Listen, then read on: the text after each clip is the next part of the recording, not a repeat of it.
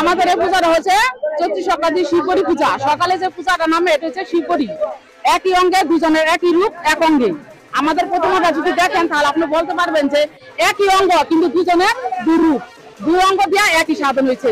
সকালে তারা আমাদের বাড়িতে আসবে, আমরা তাদের বাড়ি দুধ অর্পণ করি, দুধ জল ঢালি, দুধ কলা খাওয়াই, ঘরে যাই, ঘরে গেলে তাদেরকে দক্ষিণা দেয়, তারা আমাদের আশীর্বাদ করেন এবং আমাদের স্বামী সন্তান স্বামীর বাবা ভোলানাথের মাথায় যেমন জল ঢেলে স্বামীর মঙ্গল কামনা করি, ঠিক এই পূজাটা আমার সেই স্বামী সন্তান মঙ্গল কামনা জন্য, বিশ্ববাসীর মঙ্গল কামনার জন্য। এই পূজাটা করলে আমার স্বামী ভালো থাকবে, আমার স্বামীর রূপ যদি সুন্দর থাকে আমার রূপ সুন্দর থাকবে।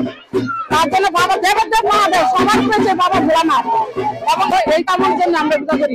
রাত্রে পূজা দিয়ে শেষ হবো, সকালে 7 দিন আগে পূজাটা আরম্ভ হয়। 7 দিন আগে আমাদের ছেলে স্বামী সন্তান সবাই পাশে ঢুকতেছে, আমার বড় ছেলে ঢুকতেছে, সে নিরামিষ খাইতেছে, ঘরে যায় না, ওই মন্দিরে থাকে, বাবার আলোচনাই করে এবং রাত্রে পূজা দিয়া এই পূজাটা সমাপ্ত হইবে।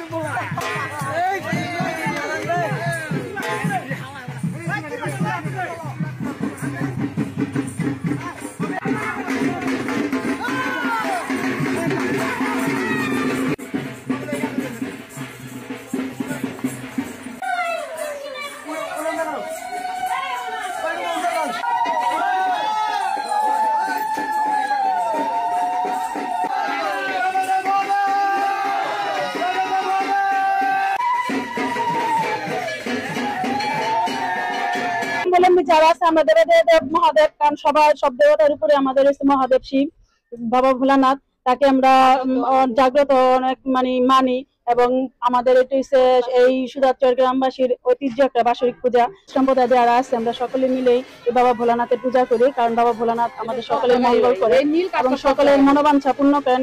কারণ উনি হচ্ছেন আত্মভোলা বাবার দেবদেব মহাদেব, কারণ ওনার আমরা এতটাই মানি যে কারণ উনি আমাদের সকলের মনোবাঞ্ছা পূর্ণ করেন। এই জন্য আমরা সকল হিন্দু সনাতনী যারা আছে সবাই বাবা ভোলানাথকে অনেক মানি।